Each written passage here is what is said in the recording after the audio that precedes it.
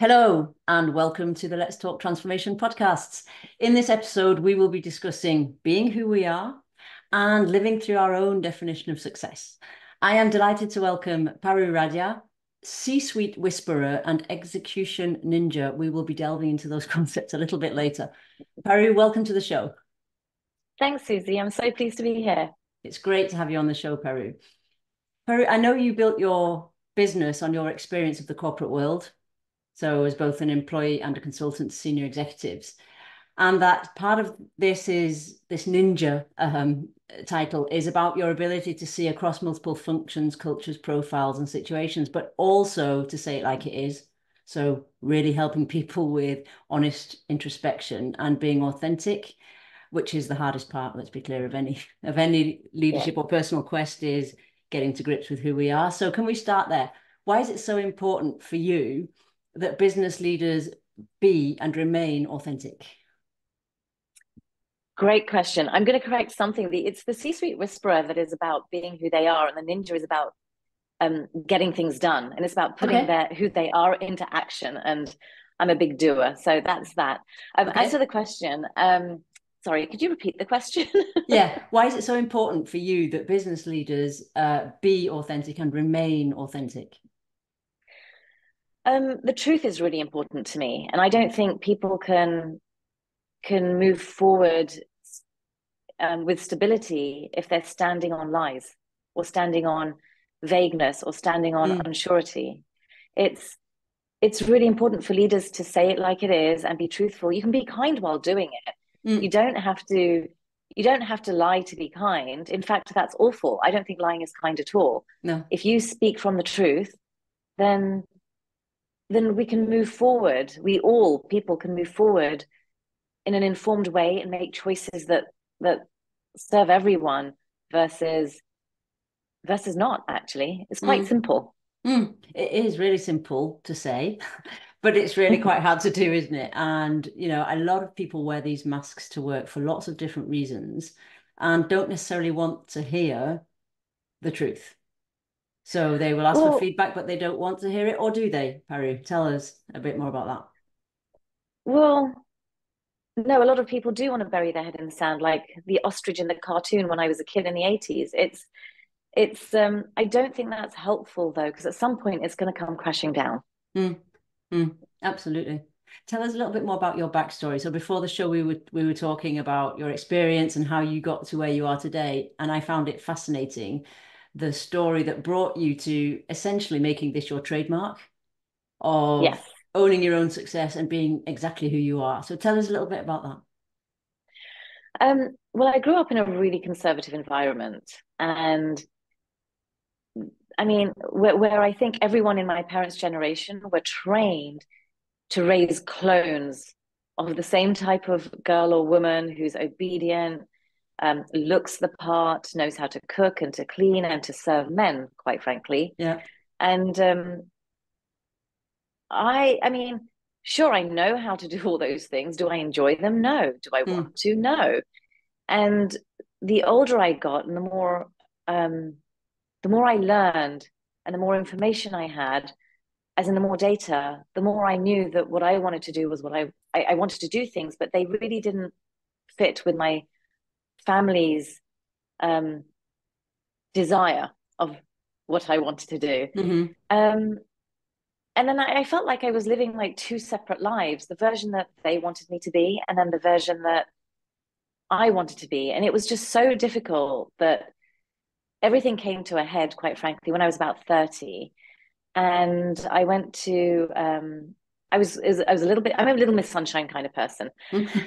Um, but I was really miserable at this point. I was engaged and that got broken up.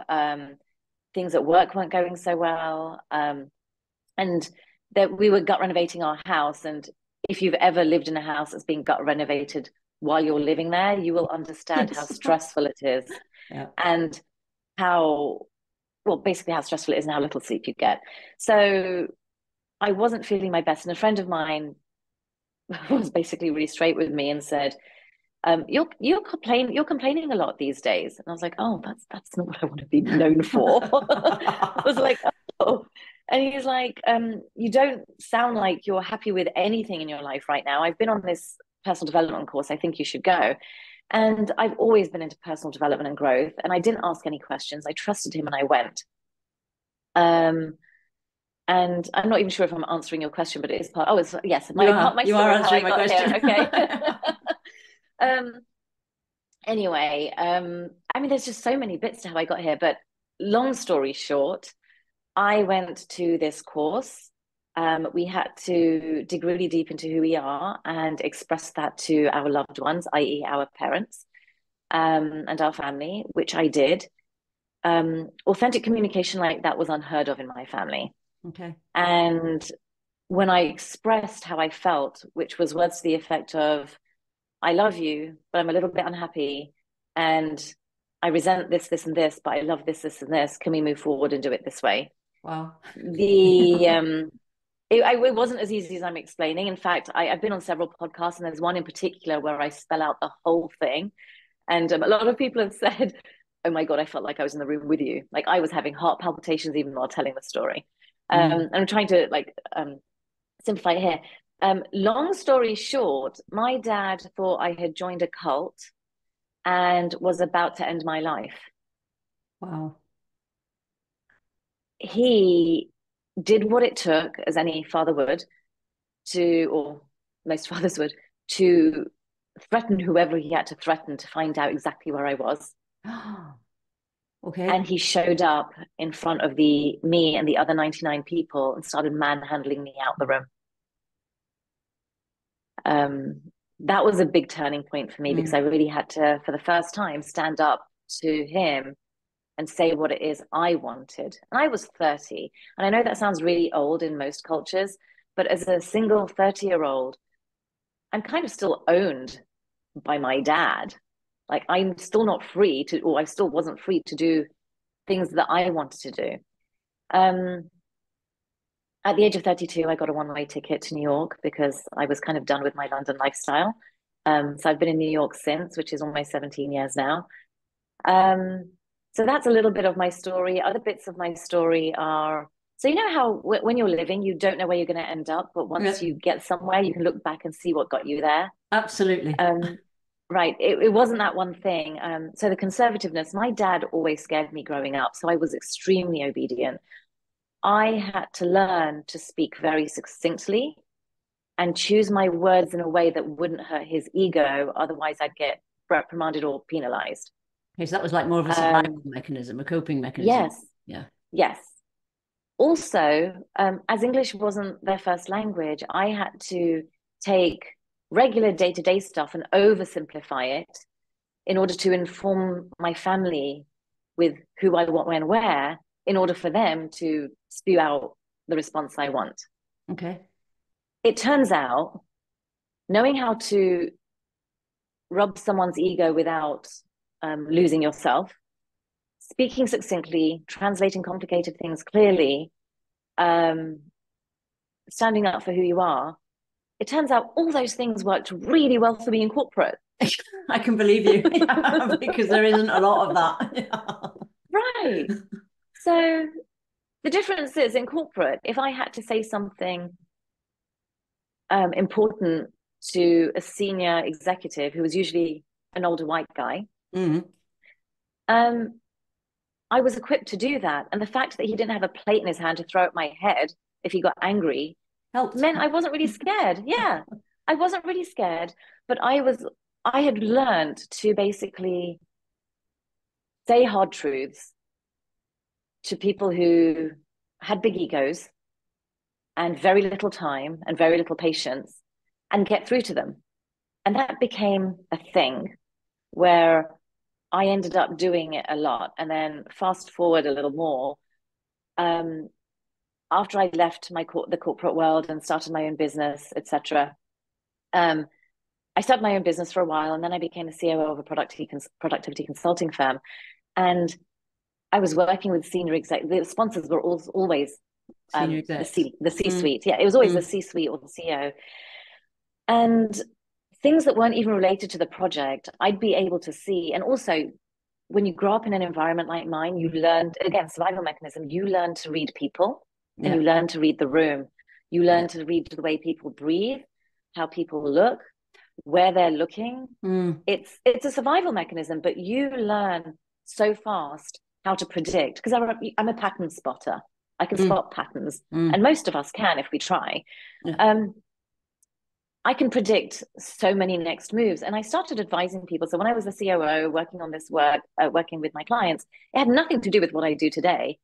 But I would often sort of tap them on the shoulder one to one and say, hey, so I overheard this, this, and this. These are my, permission to speak freely, nothing to Mm. do with the project. Here's my observation. Here's what I think is going to happen. Here's how you can mitigate your risks. Do this, do this, do this, say this, and you'll get what you need. And they would look at me like, I didn't ask, but thanks. Um, or sometimes they'd be like, oh, that's interesting. Anyway, usually just because of the conviction I had when I said it Mm. and the non-judgmental way I said it, they would go away and do it and come back and say, oh my God, how did you know that? That So really there's, worked. Yeah. right. Oh, that really worked. There's this other situation. What would you advise? And I got a reputation for being able to advise these people. And then when five of your top large name clients start saying to you, if you did this for a living, we'd pay you, Yeah. you consider doing it for a living. Oh, really? Oh, okay. um, so here I am. That's the real short version of how I got Mm. here. It's a brilliant story. And I was thinking, one of the questions I wanted to ask you was how did you get over your fear to step into the different steps of becoming who you are? But you've answered that. But I think my question that links to that is you clearly learned to live with and manage what I call hypervigilance. So, that Mm-hmm. state you're in when you're constantly managing people, reading the room, based on what might happen, but more from a place of fear. So Mm-hmm. now you do it as a living, in inverted commas, now it's your Mm-hmm. sort of bread and butter. How do you manage not to fall back into the patterns that you once had of being like that? Um, I always collate evidence. Every time I'm scared to do something, I I spend a lot of time alone reflecting. Okay. And most people don't do that because life's busy. Mm, They have partners, they have kids, they have really busy jobs. Um, I make spending time alone a priority, mm. a huge priority. I put time in my calendar. This is funny. I put time in my calendar. If I'm going out a lot, I will block time in my calendar to be alone at home on Yes. maybe a Friday night or a Saturday night. And it's funny because I'll get invites out, say, hey, there's this event. Would you like to come? And I'll look at my calendar and say, oh, I can't. And they're like, oh, what are you doing? I'm like, oh, I'm at home. They're like, oh, so you're free. You can come. I'm like, no, No. Yeah, yeah. no, It's an I'm not anathema to free. people, though, isn't it? Yeah, it's like I'm not free. I'm at home, but it's by design. Yeah. It's time I need alone and want alone. Mm, Um, so what I do is every time I'm concerned that it's going to go wrong, I reflect back on, or they're going to hate this, or they won't approve of this. I will look back at all the times where I've been in oh, well, it is what it is, and myself. And Susie, I mean, the more I'm myself, the more phenomenal the results. absolutely. I mean, I met someone relatively new the other day, and she brought someone with her that I didn't know at all. And we were just talking, and I was being myself. And 2 hours into it, I shared something really vulnerable that was some new news I'd got. Mm, And because of that news, I couldn't attend an event they were inviting me to. And I could have just said, I'm busy. mm-hmm. But something inside me told me to tell them why I really couldn't go. And I mean, I cannot tell you the bond that formed instantly. It's only been 3 days, but I feel like they're my best friends. And I've known them for 10 years Mm. Well, and it because I came just from, shared so, yeah, yeah. And I didn't bring it from a place of fear. So it is about building confidence in who you are and knowing who you are. And my take, I'm quite feisty, and my take in my head is, look, I'm going to be who I am, and I'm going to put it out there. And if you don't like it, you've just saved us all a lot of time. absolutely. Yeah, yeah. And I think it's So, also testament to the power of vulnerability, isn't it? Because I think collaboration is about the quality of conversations. And what you did there was just, 10x the quality of the conversation you were having with those two people. And I think it's really interesting just how powerful that can be. And I love the idea, Paru, of date night with myself. I must admit, I quite like spending quite a lot of time with myself. And I think it's, introspection doesn't happen because we're busy, but often we avoid introspection. And I'd be interested in how you take people on that journey of, can we talk about something else? Or no, I'm busy, or ring me tomorrow, to actually, I'm going to sit in my office or in a cafe, or why not with a friend, and think about things a little bit more deeply and what that actually means for who I am. So I can't make anyone do it. No. I can tell them the benefits of it, but very few people do it. I was talking to another executive friend recently, and he's been on this treadmill. He's a relatively happy guy. He's fulfilled. My spidey senses and my intuition are telling me that there's so much more he could be doing if he only took the time, as in that would make him even happier. Yeah. And I say that because he lives his life vicariously through me. And I'm like, well, you could do everything I'm doing. It's like, well, no, I'm married, I've got kids. I'm like, you could still do at least half of what I do if you took the time to think about, one, if you wanted to, and two, be able to express that to those around you. Yeah. Because they do love you and they would make space for you to do that if you were able to communicate it. However, with clients, I do have exercises that I take them through. By that, I mean, they're questions that I need them to ask for homework. And I always tell them, this isn't a presentation. You're not going to get promoted by me on this. Yeah. It's a safe space. It's, I want you to write your answers as a stream of consciousness, like you're writing, like, dear diary, hello journal, like that Today, kind of stuff. I feel this. Yeah. And that homework, I've got 2 specific exercises, and both of those take them on average about 6 hours to complete. Wow. 6 hours. Okay. Yeah. And you don't have to do it in one sitting. However, a few things happen. One is when they stop and well, for starters, everyone does their homework because they're paying me a lot of money. This is one of the advantages, is that they have to do it. Yeah, for my insight. So if they don't do it, they might as well just donate money to the fund of Paru. Like, if they really want to grow and live a more fulfilled life, or get more direction, or find a way to be who they are, they need to do the work. It's not easy. It's not a one size fits all. It's not even a let me go on a 1-day retreat and I'll be fine. No, that's like taking a drug. I mean, it's like taking a weight loss drug, which I can assure you I've thought about. But no, it's about putting the work in. It's like, go do the walks, eat the good food. So anyway, once they do their homework, isn't it? It's a complete non-negotiable. So once they've done the homework, several things happen. One is, it's the first time they've stopped to think about themselves and how they got there, and what motivates them, what triggers them, what people are saying about them, what pushes their buttons, like who pushes their buttons. I don't just, so when I say, one of the questions is, who pushes your buttons and what is it they do that does that? How does it affect, if someone did that in your personal life, how would it affect you? If someone did that in your professional life, how would it affect you? And like I said, it's judgment free. So tell me your emotions, even if you're being, well, they shouldn't do that. I mean, everyone can do whatever they want to do. You don't have to like it. But anyway, they get a lot of epiphanies, and that's when they realize that, and sometimes they see patterns. But the value I then add is, Irene, let me see if I've got something here, because I know I'm on video. Here. So here's something that a client completed, and I know you won't be able to see the writing. But for example, I will sit there and then highlight points and do scribbles here. And I'm only flashing it really quick so no one can pause what I've written and read it. But anyway, but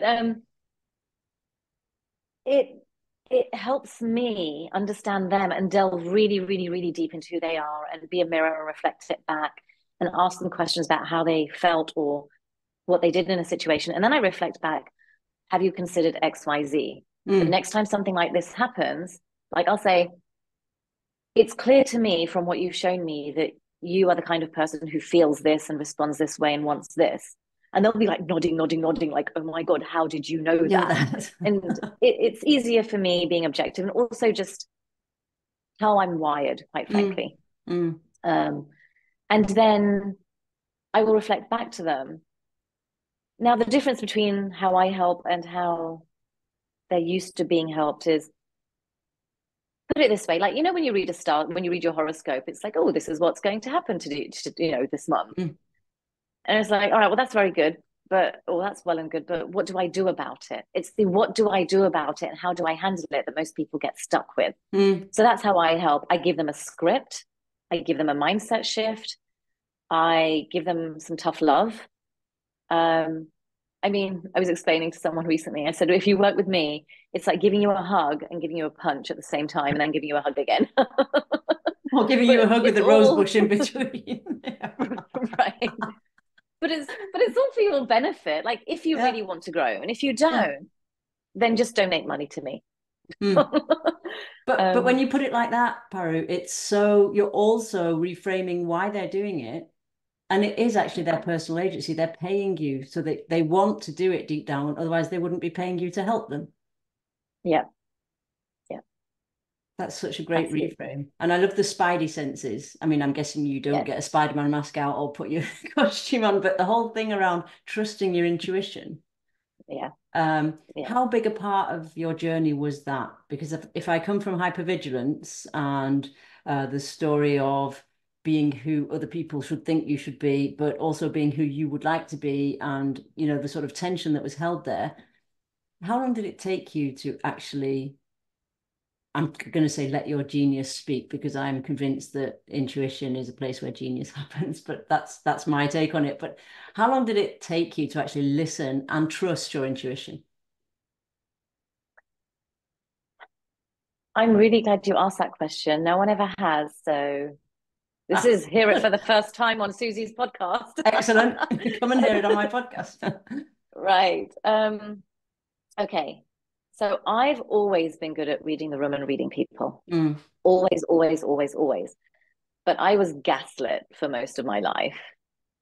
I would say, ooh, as a kid, I remember as an 8-year-old, this new girl started at school and I did not like her vibe. Mm.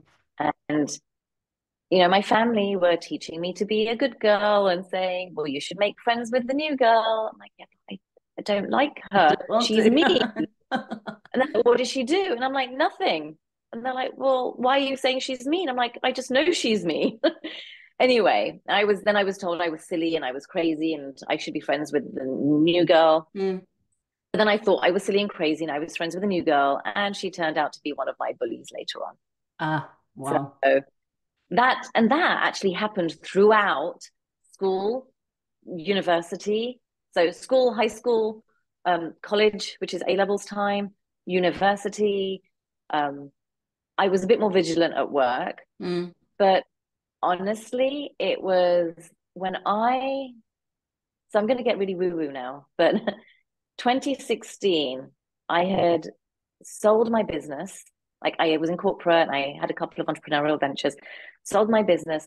Susie, I was always got like exceed in all my Mm. performance Mm. reviews, did Mm. really well, great relationships, made projects happen that other people couldn't. I was Mm. tapped on the shoulder to say, hey, this one's not working. Do Can you come you and help? can you come? Yeah, can you come and troubleshoot it? Can you now lead this project instead? Like, massive change management initiatives, etc. Because I was very good at getting people to say yes when they'd been saying no to everyone else. Spidey I was very senses. good at getting people, yeah, but sort of speaking to who it is they Mm. were. I Mm. saw them and I would speak to who they were. And so they would stop being defensive and they would say, okay. Um, so anyway, I had never, up until that point, I had never in my life not got a job I'd applied for, even if I didn't have experience. I'd get hired on Mm. potential, Mm. or hired by, they could see my relationship building skills, or for whatever reason. Mm. But once I sold my business, I really struggled to find a job and I was really stuck. Mm. And someone a year before that had randomly said to me, "Hey, Paru, I just found this healer and I went to see her. I think you'd really like her. You should go." I'm like, no, thanks. I don't need no healer. As in, that was what was in my head. Yeah, yeah, yeah. Like, I'm fine. But then when I was feeling really stuck, I'm like, I've tried everything. I've tried coaches, I've tried self-development work through courses, I've tried speaking to people in high places. Mm. I just was like, I don't know. Anyway, so I called her. Well, I texted and I said, "Hey, a year ago you mentioned a healer. Could you give me her details?" I'm like, "Well, I've got nothing to lose. Mm. Maybe there's something else that I'm not seeing." Contacted this healer. And it was really funny actually because she laughs. She tells this joke all the time. Because I'm still in touch with her and still work with her. But basically, we spoke, and she's like, "Well, what brought you here?" And I said, um, I'm always really clear with what I want and how to get there, and then I always achieve what it is I set out to achieve. I don't seem to be doing that. I think my chakras are blocked and I'm stuck. Is that something you can help with? And I was quite emotional actually when I said Mm. that because not making progress was New to not you. normal for Mm. me. Yeah. Yeah, it was really new to me. And it felt unfamiliar and I felt really vulnerable. And she's like, "Oh, this is amazing. So tell me what you know about chakras." And I burst out crying. And Wow. I'm not a big crier. I mean, I cry Okay. now, but I wasn't a big crier back then. And I was like, "I don't know anything. I just didn't want to sound stupid." Brilliant. Oh, the power of a story. Okay. That is such a brilliant anecdote. And she's like, "Okay." And then she asked me a couple of questions. She goes, "You're ready. Let's have a session." And so I went to see her and I bawled my eyes out. I'd been just Holding keeping it. so much, yeah, holding it together. Anyway, she is truly the one that over time has encouraged me to rely on my senses and my intuition. And she has slowly drip fed the evidence until, and she isn't the kind of person who's like, "Have me forever." Yeah. She was holding up a mirror for me, which is what Mm. I've always done for other For the people. people. Yeah. And she was doing it for me. And that was in 2016. And it took a good couple of years of me collating data of, because up until then, I hadn't really followed my intuition. So I didn't have the data as to whether it would work or No. not. No. So from 2016, I would say till 2018 was me gathering data. And it was mind blowing, I can well, yeah. the results, like Yeah. the results of when I followed my intuition versus when I ignored my intuition.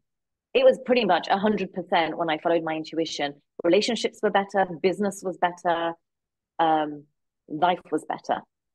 And so what I then learned to do, or I didn't learn this, I knew, I just had to translate it, was how to communicate what it was I was feeling.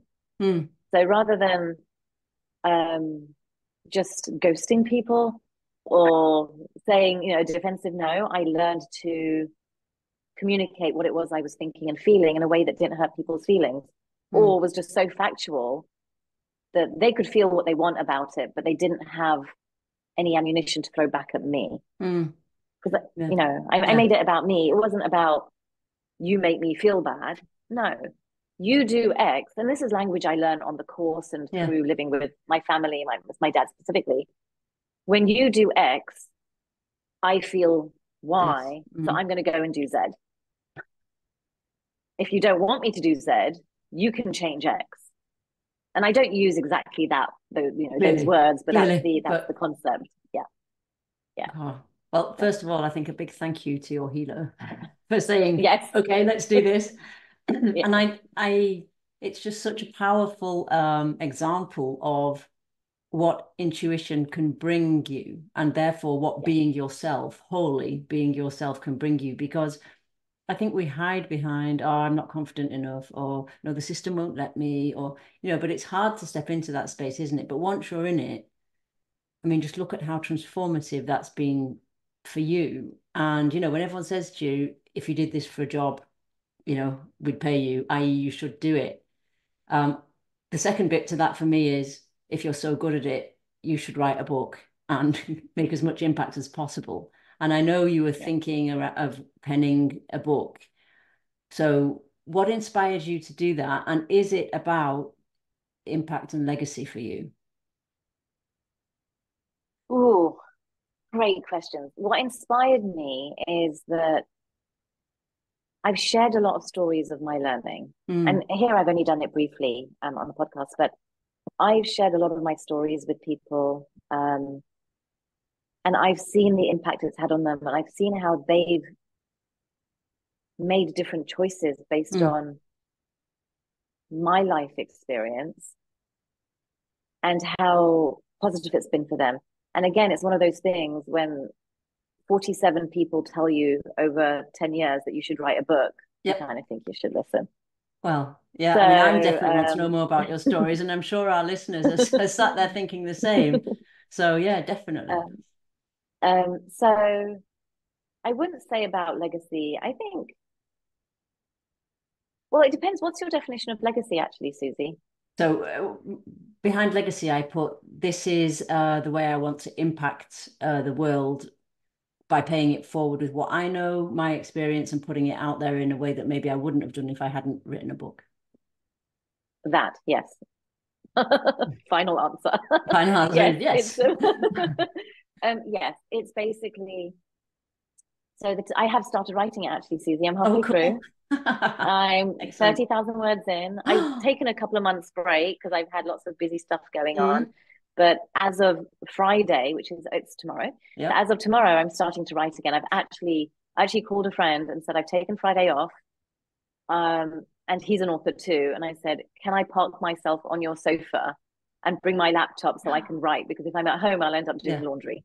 So let me come to your place and start writing again. So Friday, Saturday, Sunday, I should get another at least 15,000 words done. Because once I'm in the Wow. flow, I'm in the flow. Yeah. And I hope to have my first draft of my manuscript done by the end of March. That's my Oh, goal. oh, wow. Yes. Well, I'm so glad you're going back to Um, writing it. I'm so glad you've yes, decided to write it.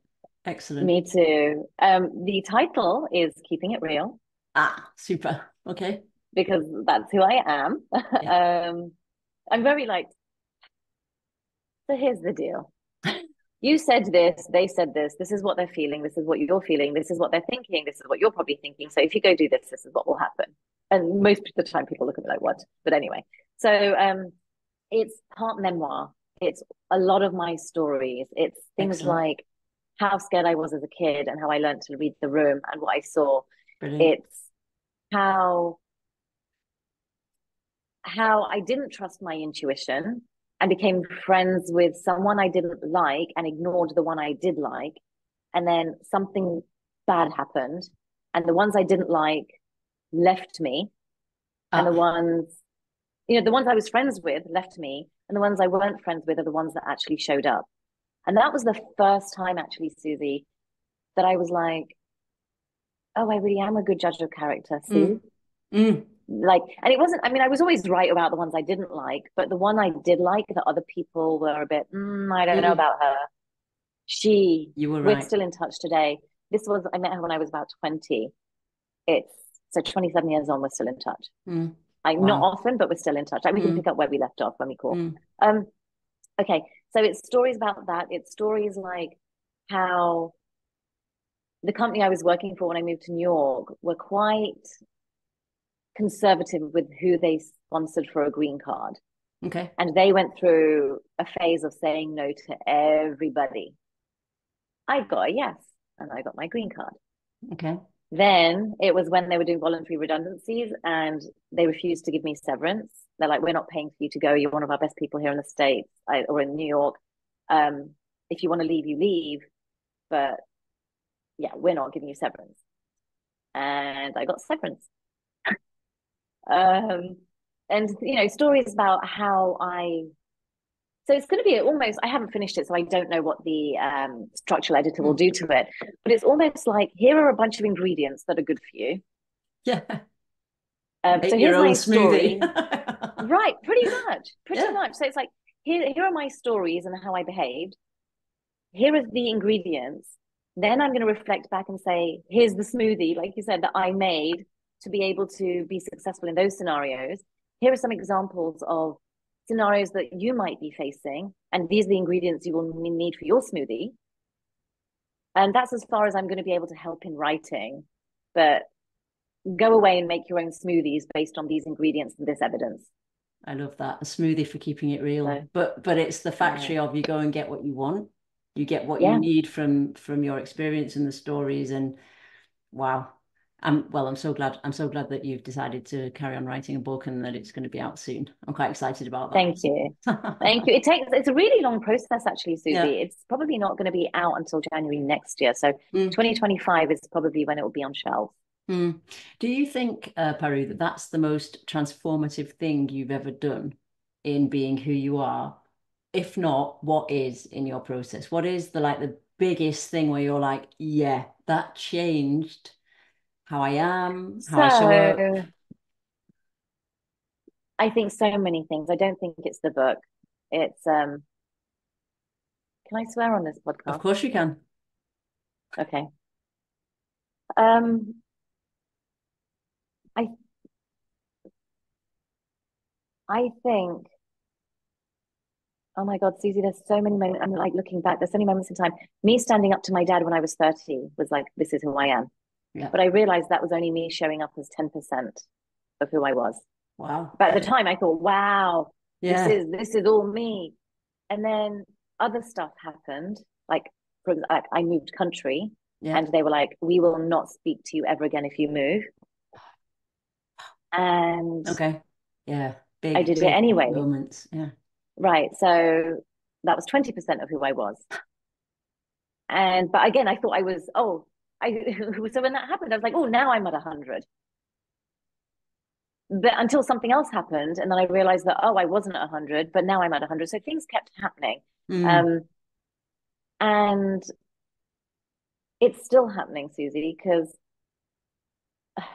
okay, then what happened? So fast forward a lot, I ended up my family were heavily influencing, that's me being polite, I'd say demanding, me to do something that I didn't want to. And at this age, I think I was 40. No, I wasn't 40. I was 39. And they still had a big impact on my life. I'm a 39-year-old woman. Mm. Most 39-year-old women are running like massive companies. And I mean, I was running my own company too, Mm. but on the home front, which is really funny actually, because most people are themselves at home and not at work. Mm. That was the reverse for me. I was myself at work and not at Not home. at home. So anyway, stuff happened then. And then what else happened? I was my when I was able to be myself when I was COO of this other firm, I was like, oh, so this is 100% me. Then I'll tell you what really happened, something massive. In 2019, my mum got diagnosed with ovarian cancer and it was stage 3. Oh, And that's when okay. I was, fuck what everyone thinks, Mm. fuck what everyone wants, fuck the world. My mum needs me and I'm going to do what it takes. So that's when I really was like, I don't care whether you like me or hate me for speaking Mm. up. Mm. This is what it needs and this is what I'm going to do. Mm. So Mm. that's when I thought I was 100%. Then mum passed away a year ago and more of me showed up. And I'm like, okay, now I'm at No, I'm 100%. 100%. Yeah. Then I dyed my hair red a few months ago. And I've never done that or anything like that. And I'm like, now I'm 100%. 100%. But I am going to share something really personal, which I shared with you just before we started recording. Mm. And I didn't think I would share this publicly, but I think I'm going to say it Okay. because it really did make me 100% about a few a month ago, actually. It was a month and 10 days ago. I went for a mammogram and they found a lump. Mm. And even though I thought I was 100% myself, there are some things that I just did not speak about with my family, meaning my mum's not here and I would tell her, but I Mm. don't talk about girly things with my brother. And at Mm. this point, I'm like, well, and I was convinced it was benign. So I'm like, well, so he doesn't need to know. But I'm like, no, now that mum's not here, it's a way to set a new precedent Yeah. and start talking about personal things with my brother Mm. or male friends. Mm. Because even with male friends, there's only a select few that I would be really open with. And so I phoned him to talk about something else. And I was like, hey, by the way, random, found a lump in my left breast, and I'm going, when I went for mammogram, I'm going for another one soon. Just thought I'd let you know. I'm sure everything's fine, but just letting you know. And Mm. he was like, wait, what? And I think both of us malfunctioned a little because none of us had even said the word bra or breast or So, boob or anything like that. mm. In, he's over 50 years old and I'm 48, but I was just brought up to be so conservative Yeah. that I wouldn't. And I was fine talking about it with girlfriends and a select few guy friends. Mm. But anyway, so then I'm like, oh, wow, now I'm 100% myself because Yeah. I've just said the word boob to my brother. And stepped into a very um, different space in terms of vulnerability. right. Mm. But then exactly 7 days ago today, I was diagnosed with stage 1 breast cancer. Mm. So I've had to keep it really fucking real. Real. Yeah. And I would be very, very, very surprised if I haven't hit 100% now. Yeah. Absolutely. The conversations I've had to have with people, the things I've had to be vulnerable and ask for because I know I'm going to need help. Mm. And I don't ask for help easily and I don't Mm. receive help easily. But I've had to be very, hey, here's the plan. Here are the chemo dates. These are the days that I'm going to be great. These are the dates I'm going to be technically meh. Mm. But these are the dates I'm going to need someone here. And even if I'm fine, I don't want to be alone through this. I need you to fly over. Wow. And I never would have asked that before. I'd been like, I'm fine. Mm. I'm fine. I'm Mm. fine. And I just want to Um, acknowledge how brave you are to share that, but also the vulnerability that you're putting into this podcast as role modeling exactly how powerful that can be. yeah, Because you've switched to the pragmatic getting things done because it needs to be organized. But I yeah, don't want to let that slide and I want to underline it because that's part of who you are. And it's it is. also part of keeping it real. It really is. A lot of people have said, like, is this going in the book? I said, no, there's enough drama in the book, but I'm going to journal and maybe make this point, book two. I don't Mm. know. Maybe it will go in the book, but Yeah. I don't know. I don't know. And I'm okay not knowing right now. Yeah, because that's another part, isn't it? Navigating the uncertainty of life, let's Yeah. put it that way, in terms of Yeah. keeping it real is not always a given, is it? So Yeah. it's great to see how you've lent on people that maybe you wouldn't have lent on before and how you've Yeah. actually stepped out and said, okay, this is how it's going to be. We're actually back to your normal style. This is how it's going to be. This is what I need. This is the support I'm going to need. Can you help me? Yeah. And I'm also very, very direct. If you can't, don't lie. I won't say the words don't lie to me, but they Yeah. pretty much know that's what I'm saying. It's like, if you can't, I need to know. Again, it's like having the truth. I Yeah. mean, I'm going to translate this back to the office environment. When you're asking for a raise, Yeah. or you're asking for a promotion, or you're asking for a project to be signed off, just tell me the goddamn truth so I know what to do with it. Do not Exactly. string me along. I have a massive issue with being strung along. Yeah.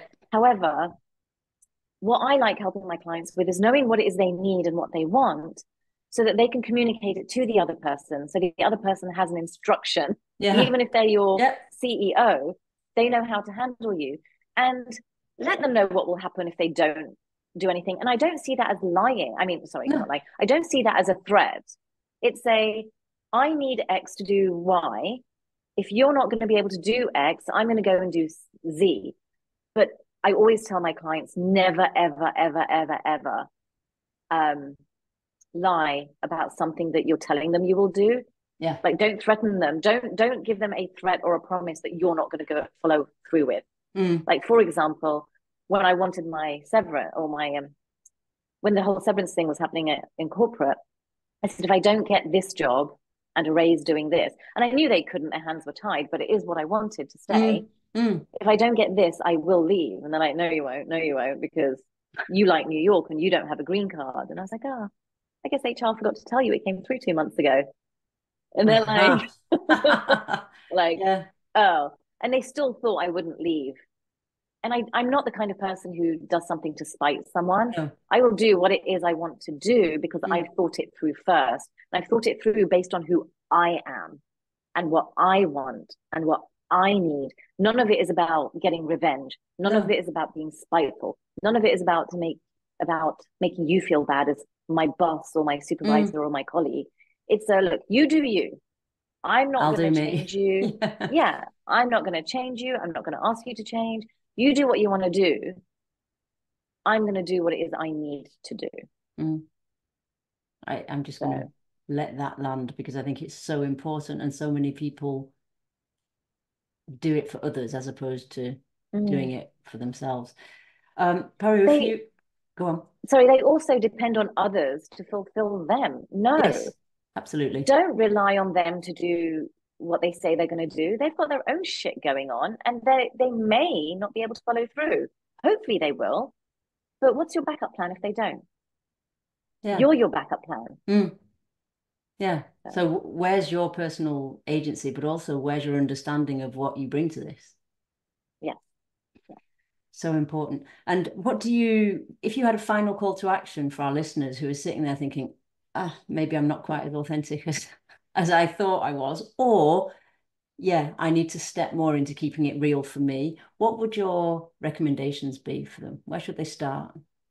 Well, number one, I think a lot of people struggle with being authentic because they don't actually know who the authentic version of themselves is, Mm, themselves are. Okay, yes. grammar. Um, so my first bit of advice is spend time alone. Who are you? Who are you today? What are all the older version, like, well, not older, what are all the past versions of yourself? Because I want them to acknowledge, listeners here, I want you to acknowledge who you were when you were 15 isn't who you were today.